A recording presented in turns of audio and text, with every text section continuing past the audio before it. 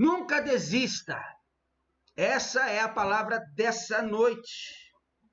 Por que eu quero pensar com vocês sobre esse tema, nunca desista? Porque desistir, meus amados, é um dos grandes males que tem assolado não somente a Igreja de Jesus, mas também toda a sociedade. Quantos homens e mulheres são levados a desistir? E o que mais temos visto por aí são casamentos desfeitos, filhos abandonados, famílias deixadas para trás, estudos, cursos, faculdades não concluídas, responsabilidades esquecidas, pessoas desistindo da própria vida, suicidando-se. E tem muita gente por aí desistindo até de Deus, deixando a comunhão com Jesus de lado. Muitas pessoas desistem, não por confiar em si mesmos e acreditarem que não conseguiram vencer as barreiras e dificuldades que a vida apresenta.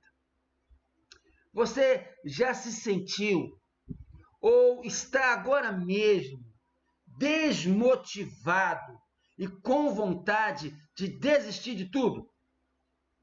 Deixa eu te falar uma coisa, você não é o único. Mas muita gente mesmo, até alguns dos grandes heróis da Bíblia, já pensaram em desistir. O profeta Elias mesmo, o grande profeta Elias, aquele que não morreu, foi trasladado, uma carruagem de fogo levou para o céu. Esse grande homem de Deus, o grande profeta Elias, ele mesmo já passou por isso, ele já pensou em desistir de tudo. Vamos ler isso.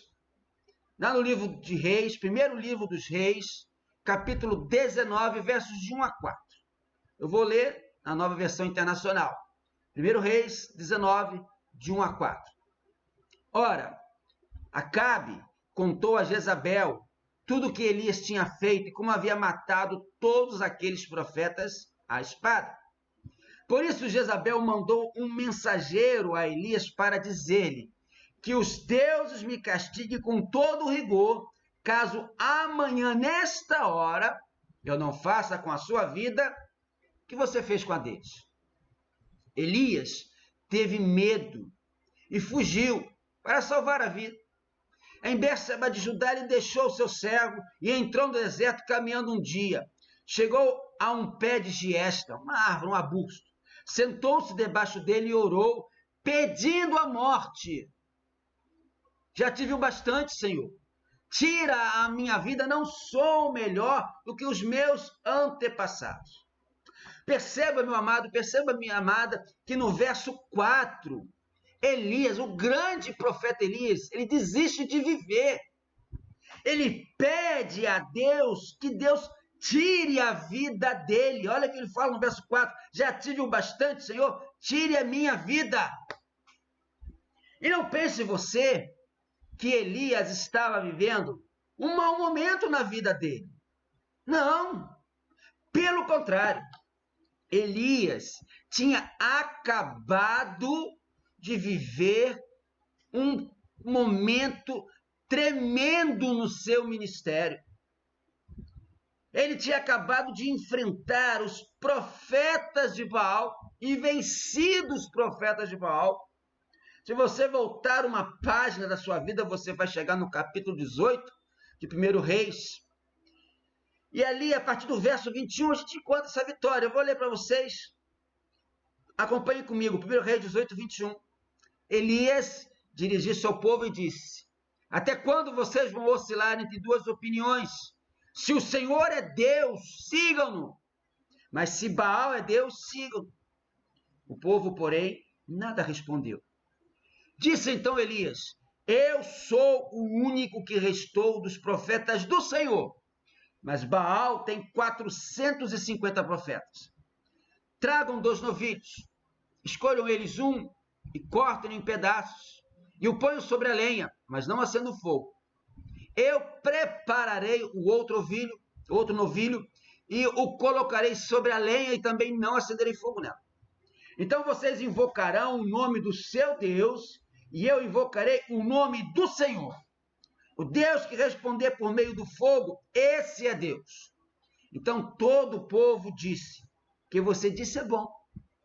Elias disse aos profetas de Baal: escolham um dos novilhos e preparem-no primeiro, visto que vocês são tantos. Clamem pelo nome do seu Deus, mas não acendam o fogo.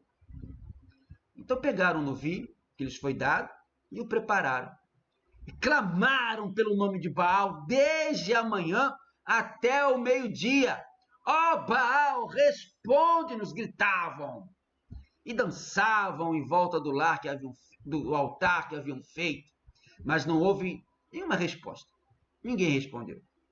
Ao meio-dia, Elias começou a zombar deles. Gritem mais alto, dizia, já que ele é um Deus, quem sabe está meditando, ou ocupado, ou viajando, talvez esteja dormindo e precisa ser despertado. Então passaram a gritar ainda mais alto e a ferir-se com espadas e lanças, de acordo com o costume deles, até sangrarem.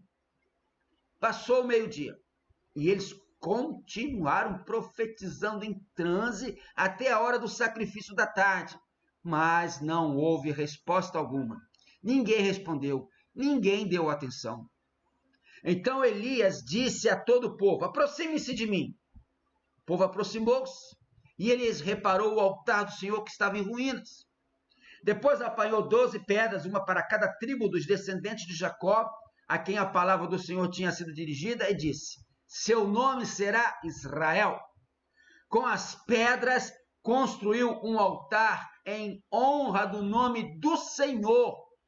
E cavou ao redor do altar uma valeta com capacidade de 2 medidas de semente. Depois arrumou a lenha, cortou o novilho em pedaços e o pôs sobre a lenha. Então lhes disse: encham de água 4 jarras grandes e derrame-na sobre o holocausto e sobre a lenha. Façam-no novamente, disse ele. E eles o fizeram de novo. Façam-no pela terceira vez, ordenou. E eles o fizeram pela terceira vez. A água escorria do altar, chegando a encher a valeta. À hora do sacrifício, o profeta Elias colocou-se à frente e orou: ó Senhor, Deus de Abraão, de Isaque e de Israel, que hoje fique conhecido que tu és Deus em Israel e que sou o teu servo e que fiz todas essas coisas por ordem tua. Responde-me, ó Senhor, responde-me, para que este povo saiba que tu, ó Senhor, és Deus e que fazes o coração deles voltar para ti. Então o fogo do Senhor caiu e queimou completamente o holocausto, a lenha, as pedras e o chão, e também secou totalmente a água na valeta. Quando o povo viu isso, todos caíram prostrados e gritaram: o Senhor é Deus! O Senhor é Deus! Então Elias ordenou-lhes: prendam os profetas de Baal, não deixem nenhum escapar. Eles os prenderam e Elias os fez descer ao riacho de Quisson e lá os matou. Eu não sei você, mas toda vez que eu leio esse texto, esse acontecimento da vida de Elias, eu me arrepio. Porque quando o fogo do Senhor caiu do céu, consumiu o holocausto, a lenha, o altar, as pedras, o chão, secou tudo. E aí o povo começou a gritar: o Senhor é Deus, o Senhor é Deus. Que vitória! Que momento indescritível! Perceba uma coisa, meu amado. Depois dessa tremenda vitória, em que ele acaba com os profetas de Baal, que ele faz o povo gritar e reconhecer: o Senhor é Deus, o Senhor é Deus. O Elias fica sabendo que Jezabel, a esposa do rei Acabe, quando soube que os profetas de Baal tinham sido mortos por ele, jura matá-lo por vingança. E o que o profeta Elias faz? Enfrenta também Jezabel com a força de Deus, como fez com os 450 profetas de Baal? Uma mulher só, uma pessoa só, diante de 450 profetas. Ele enfrentou? Não! Elias mete o pé, Elias foge para o deserto assustado. Ele assenta-se então debaixo de um arbusto e pede a morte a Deus. Quer dizer, depois de uma grande vitória, Elias desiste de tudo. Elias desiste do seu ministério profético, Elias desiste da pregação, Elias desiste do ensino ao seu discípulo que ele estava ensinando a Eliseu, Elias desiste até da sua vida, da própria vida. Mesmo depois de uma grande vitória, mesmo depois de algo tremendo e maravilhoso, Elias desiste. E aí nós vemos nos versos seguintes do capítulo 19 de 1 Reis, que Deus não ouviu aquela oração de Elias, quando Elias pediu a morte a Deus. Pelo contrário, o Senhor envia um anjo que insiste com ele para que levantasse e comesse e cumprisse o que Deus queria para ele. Elias desistiu, mas Deus não desistiu de Elias. Elias desistiu de tudo, mas Deus não desistiu de Elias. Meu amado, minha amada, olha para mim agora. Olha para mim agora. Presta bastante atenção no que eu vou falar agora. Desistir não é uma coisa normal na nossa vida, principalmente se você é de Jesus. Agora, vontade de desistir, sim, isso é normal. Qual de nós, em vários momentos de nossa vida, em várias situações que passamos, já não tivemos vontade de abandonar alguma coisa, de desistir de tudo? Como diz aí, né, de chutar o pau da barraca, sair correndo pela rua, de abandonar tudo e todos, mesmo quando tudo estava bom, como foi na vida de Elias. Qual de nós já não teve vontade de desistir? Isso é normal. Agora, desistir não é uma coisa normal, porque você tem Jesus. Então, nessa noite, eu quero lhes falar, lhes apresentar alguns motivos que volta e meia aparecem na nossa vida e que nos trazem tanta luta, tanta preocupação, tanta ansiedade, tanto sentimento de derrota, que a gente pensa até em desistir de tudo. E tem gente até que pensa em desistir da vida, em desistir da fé, em desistir de Deus. Vamos ver esses motivos. Primeira coisa que eu quero dizer para você: nunca desista de lutar contra o pecado. Nunca desista de lutar contra o pecado. 2 Coríntios, capítulo 5, verso 17, diz lá: portanto, se alguém está em Cristo, é nova criação. Em algumas versões diz é nova criatura. As coisas antigas já passaram, eis que surgiram coisas novas. Meu querido, vivemos em um mundo que, como diz a própria Bíblia, jaz no maligno. 1 João 5,19 diz que o mundo jaz no maligno. O mundo está no maligno. Ou seja, o pecado está em toda parte. E como se isso não bastasse, ainda tem o pecado dentro de nós, a nossa carne, a nossa natureza humana, o nosso desejo por pecar, o qual nós devemos lutar todo dia. E essa, você vai concordar comigo, e eu sei muito bem, não é uma luta nada fácil. Pelo contrário, é grande, é difícil, é avassaladora e que muitas e muitas e muitas vezes eu e você perdemos essa luta. O pecado nos vence.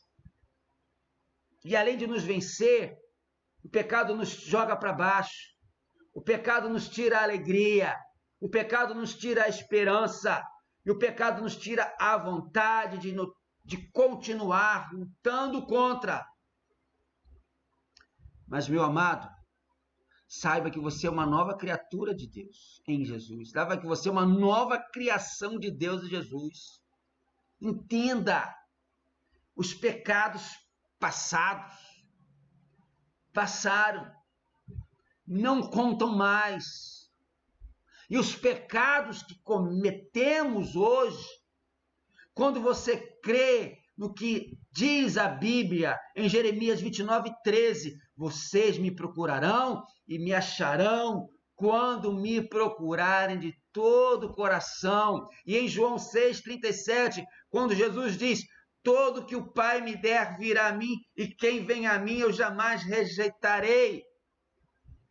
Quando você crê nisso, seus pecados de agora são perdoados no nome de Jesus. E isso sempre, presta atenção, meu amado, sempre, toda vez que você pecar e se arrepender, vai sempre encontrar e receber o perdão de Jesus. Embora o inimigo de nossas almas tente convencer a gente o contrário, ele sempre vai dizer para você, olha, você já pecou demais, Deus já está saturado de você, olha, você já pecou de novo nesse pecado, você não consegue se livrar disso, Deus já está já sem paciência contigo, ele não vai te perdoar mais não. Sempre, preste atenção, sempre, toda vez que você pecar e se arrepender, você vai encontrar e receber o perdão de Jesus. O Senhor Jesus nunca deixará de te perdoar. O Senhor Jesus nunca deixará de perdoar os seus erros, as suas falhas, os seus pecados, se tão somente você orar, confessar e se arrepender. Portanto, a primeira coisa que eu quero dizer nessa noite para você, não desista nunca de lutar contra o pecado. Uma vez lá no seminário eu encontrei com o Dr. Shedd, hoje já promovido na glória, um grande homem de Deus. Tem gente que tinha que, né, o Dr. Shedd viveu aí acho que mais de 80 anos, um homem de Deus, e abençoou muitas gerações, e a gente tinha que ficar mais tempo na terra, na verdade, o Dr. Shedd era um deles. E eu comprei um livro dele, pedi lá, ele autografou e pedi para ele orar, né? E ele orou, e ele fez uma oração que eu volto e meio repito lá na igreja, e eu vou dizer para você aqui agora. O Dr. Shedd orou assim para mim, Senhor, que o Senhor nos dê nojo pelo pecado. Essa expressão ficou gravada na minha mente. E eu tenho pedido sempre a Deus, Senhor, que eu não tenha atração pelo pecado, que eu tenha nojo pelo pecado, que eu não desista nunca de lutar contra o pecado. E se eu pecar, quando eu pecar, eu possa sempre me arrepender e buscar o Senhor, porque o Senhor está pronto para perdoar. A um coração contrito, Deus nunca diz não. Segunda coisa, nunca desista de descansar em Deus. Nunca desista de lutar contra o pecado, nunca desista de descansar em Deus. Vou repetir. Você que está aí preocupado com a Covid, você que está preocupado com o final do ano, você que está preocupado com um monte de coisa. Nunca desista de descansar em Deus. Só eu que falo não, meu querido. É a Bíblia Sagrada, a palavra de Deus. Salmo 55, verso 22. Sabe o que diz o Salmo 55, verso 22? Eu vou beber uma aguinha aqui antes de ler. Entregue suas preocupações ao Senhor e Ele o susterá. Entregue suas preocupações ao Senhor e Ele o susterá. Jamais permitirá que o justo venha a cair. Eu poderia aqui, nesse segundo ponto de nossa mensagem, apenas recitar a quantidade enorme de versos da Bíblia que nos ensinam a não nos preocuparmos e a descansarmos em Deus. Mas eu vou ficar só com o Salmo 55, 22, que eu vou ler de novo. Entregue suas preocupações ao Senhor e Ele o susterá. Porque, meu amado, o Salmo 55, verso 22, é muito claro, é muito exato no cuidado que Deus quer ter para com você. Entregue suas preocupações ao Senhor, Ele o susterá, Ele o amparará, Ele o apoiará, o Senhor o defenderá. Então pensa aqui comigo agora, por mais que as circunstâncias, por mais que os problemas, por mais que a saúde, por mais que as aflições venham contra você, tirar-lhe o descanso, tirar-lhe a paz, a tranquilidade que Deus quer para a sua vida. Não desista nunca de confiar na poderosa e boa mão do Senhor sobre a sua vida e sobre tudo aquilo que você esteja passando, pois afinal o próprio Todo-Poderoso afirma em Isaías 43:13: agindo eu, quem impedirá? Você crê nisso?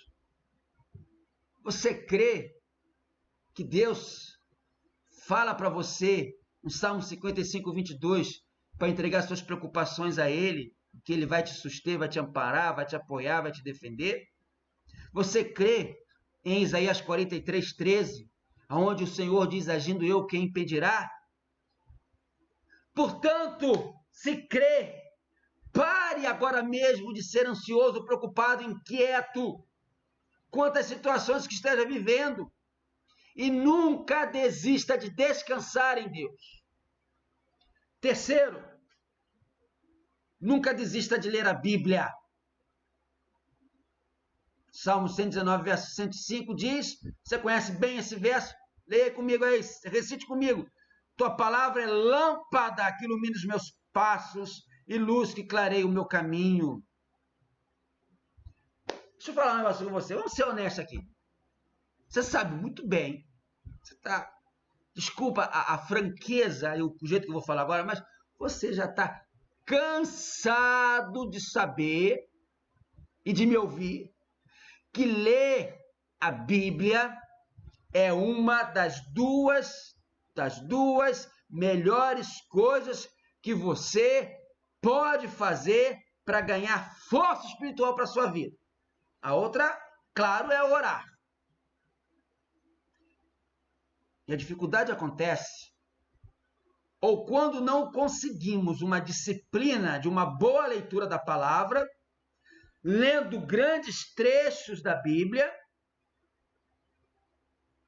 investindo pelo menos 15, 20 minutos diários de leitura da palavra de Deus, ou mesmo, e tem muita gente assim, será que você está nesse grupo?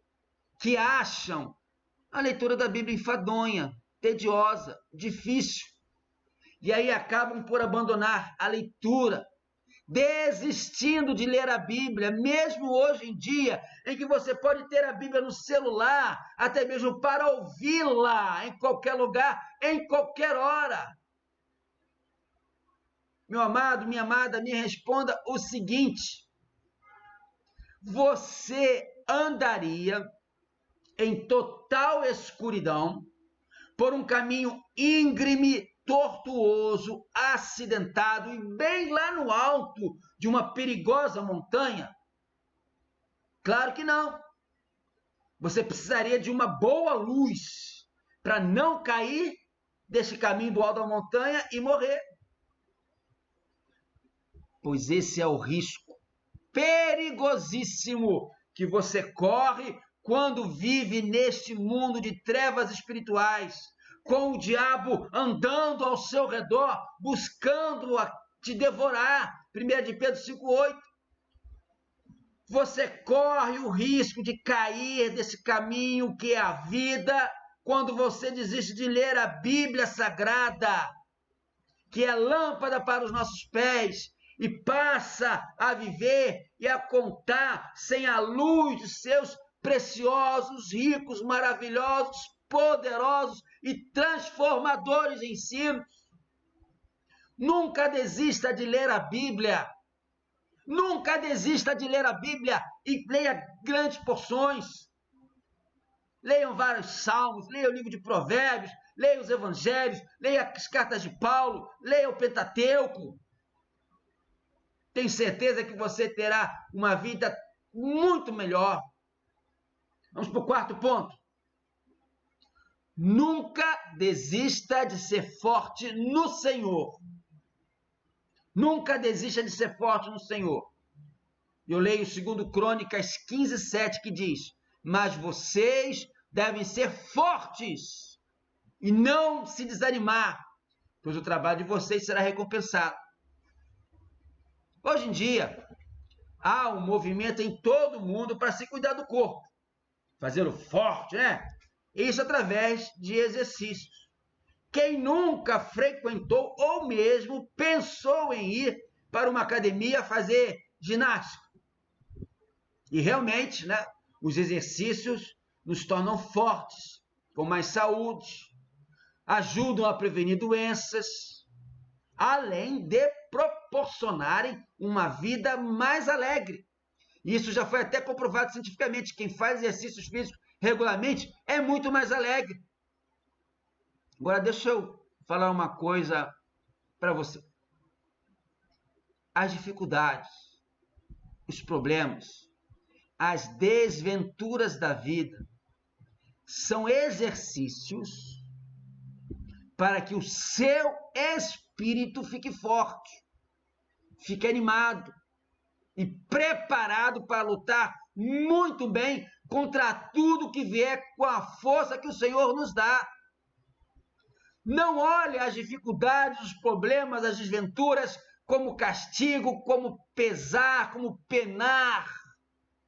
Olhe as dificuldades, os problemas, as desventuras da vida como exercícios para você ficar mais forte espiritualmente, mais animado e preparado para lutar ainda mais com toda a força que o Senhor lhe dá.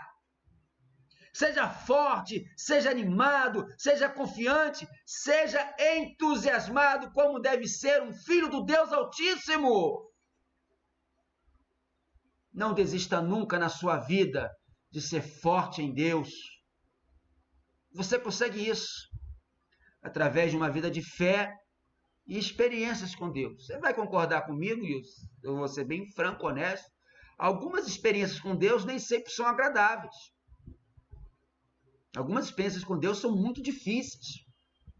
São provas. São duras. Mas são necessárias. Não desista nunca de ser forte em Deus.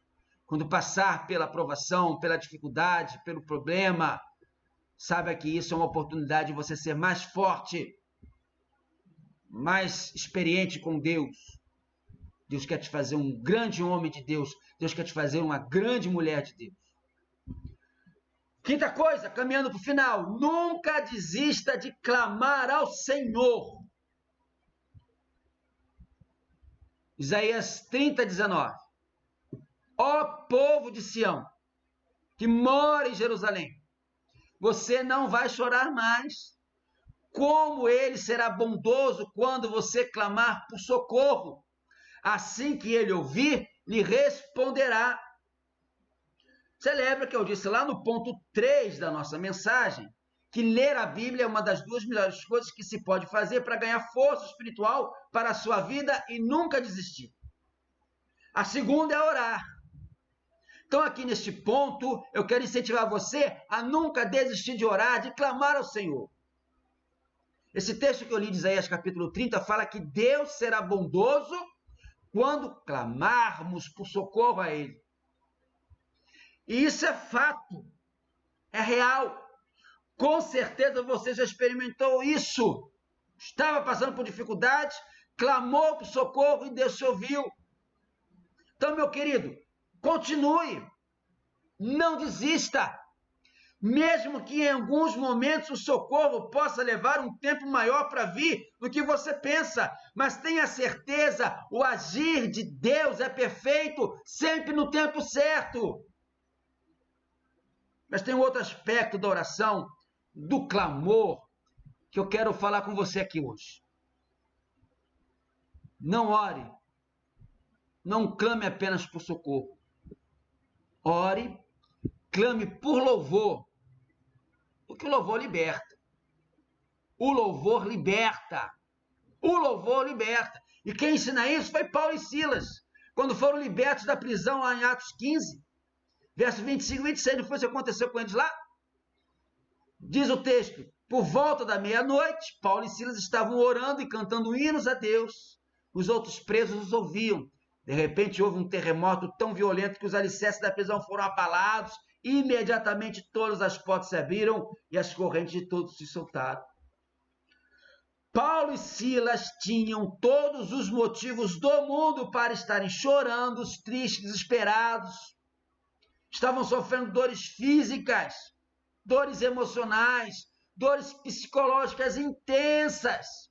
Mas perceba, seus espíritos estavam fortes no Senhor, pois louvavam a Deus numa situação em que o normal para o ser humano seria o desespero, o choro, o desistir. Eu quero ilustrar esse ponto com a música que até nós cantamos domingo passado lá na igreja, no culto da Igreja Batista da Prata à noite, e a igreja até tremeu, né? A música da Cassiane, com muito louvor. No trecho da música, você conhece muito bem, ela diz o seguinte: então louve, simplesmente louve, está chorando, louve, precisando, louve, está sofrendo, louve, não importa, louve, teu louvor invade o céu. Não desista de clamar ao Senhor, meu amado, não desista de orar, não desista de louvar. Sexto, nunca desista diante da tentação. Tiago 1,12. Feliz é o homem que persevera na aprovação, porque depois de aprovado receberá a coroa da vida que Deus prometeu aos que o amam. O pecado é o grande mal desta vida, nós já falamos isso. O pecado custou a vida de Jesus na cruz para podermos ficar livres do pecado. O pecado é a raiz mais profunda de todos os males. Paulo diz em Romanos 6,23 que o salário do pecado é a morte. Quer dizer, toda lágrima, toda dor e a morte tem a sua causa primeira no pecado. Agostinho disse que o pecado é amor de si mesmo até o desprezo de Deus. Se Deus não nos abandona na tentação, então, se pecamos, é porque não fizemos o que Jesus mandou. Vigiai e orai para que não entreis em tentação. O espírito é forte, mas a carne é fraca. Mateus 26:41. Presta bem atenção no que eu vou falar agora, meu querido. Sem vigiar e orar, não venceremos o pecado. Temos de lutar com todas as forças contra o pecado, porque ele nos separa de Deus e mata a nossa alma. Tomás de Aquino diz o seguinte: há duas mortes. A primeira é quando o corpo se separa da alma. A segunda é quando a alma se separa de Deus. Para a primeira morte vai haver ressurreição. Mas para a segunda não há solução. A alma, quando se separa definitivamente de Deus, é o inferno, a frustração absoluta e definitiva. Se você tem Jesus, você está salvo da segunda morte. Mas se você não tem Jesus, a segunda morte é o que espera. Tiago diz uma receita de felicidade. E essa felicidade é tão procurada hoje em dia, né? Paulo diz, Tiago diz, feliz é o homem que persevera na aprovação, porque depois de aprovado receberá a coroa da vida. Com toda a certeza, não existe motivação maior para não desistirmos diante da tentação do que a esperança e a certeza de que o próprio Jesus nos dará a coroa da vida. Portanto, meu amado, nunca desista de lutar contra a tentação. Finalmente, sétimo e último ponto. Nunca desista de fazer o bem. Gálatas 6:9. E não nos cansemos de fazer o bem, pois no tempo próprio colheremos se não desanimarmos. Estamos chegando ao Natal, é uma época maravilhosa, né? Você já percebeu que no Natal, normalmente nós somos um pouco mais agradáveis do que somos no resto do ano? Sorrimos um pouco mais, demonstramos um pouco mais de bondade, deixamos até um outro motorista nos ultrapassar na estrada, damos caixinha de Natal nas lojas e até damos coisas legais para algumas pessoas que passam o resto do ano nos irritando. Mas depois do dia 25 de dezembro, parece que guardamos esse espírito de bondade que faz tão bem a nós e aos outros. Amado, nunca desista de fazer o bem para outras pessoas durante todo o ano. Você pode estar até pensando agora, pastor, é tão difícil. Geralmente a nossa bondade, a minha bondade não é reconhecida, não é recíproca.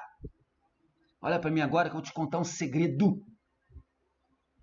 Se você puder ver as outras pessoas através de uma lente diferente e apenas tratá-las da maneira que você gostaria de ser tratado, você não esperará reconhecimento ou reciprocidade diante de um ato de bondade.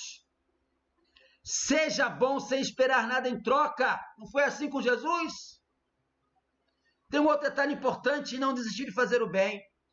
Um grande autor que eu gosto muito de ler, o pastor Craig Groeschel, diz o seguinte: julgamos as outras pessoas pelas ações delas, mas julgamos a nós mesmos pelas nossas intenções. E diante disso eu te pergunto, e se em vez de ver o pior nas pessoas, você procurar ver sempre o melhor? E se der aos outros o benefício da dúvida em suas ações para você mesmo? As pessoas são imperfeitas e elas vão nos ofender de vez em quando. Mas se você puder entender que todos foram machucados por algo e que todos nós precisamos de bondade extra, isso vai mudar tudo. Vamos oferecer a mesma graça, a mesma bondade que queremos que seja oferecida a nós. Concluindo, nós estamos vivendo numa época em que as pessoas estão desistindo de seus sonhos, do casamento, da faculdade, do trabalho, da vida e até mesmo da fé. Talvez esse seja o seu momento no qual você está passando tantas lutas. E com isso pense em largar a mão de tudo e desistir. Não pense que eu também não penso assim, às vezes. Às vezes eu olho para a igreja com tanto trabalho, as dificuldades com as pessoas e as minhas tremendas limitações como ser humano, como pastor, dá vontade de desistir, de parar. São tantas pendências, tantos sonhos que ainda não se cumpriram, que o desânimo vem para tentar fazer-me parar. Porém, o que eu e você precisamos saber é que mesmo que cheguemos a desistir dos planos de Deus, assim como Deus fez com Elias, Deus nunca desiste de nós. Mesmo quando nos afastamos da sua presença, Deus nunca abre mão da nossa vida. Olha, amado, saber que Jesus nos ama e que Ele morreu por nossas vidas é importante, porque aí nós passamos a nos ver com outros olhos, com os olhos de Deus. Jesus não desistiu de você quando Ele estava lá no monte do Getsêmani. O diabo tentou levá-lo a desistir da cruz. Jesus nos ama tanto, mas tanto, e se entregou por nós. Jesus não desistiu de você e nem de mim. Então, nessa noite, firme, um grande propósito de nunca desistir de Jesus. Amém?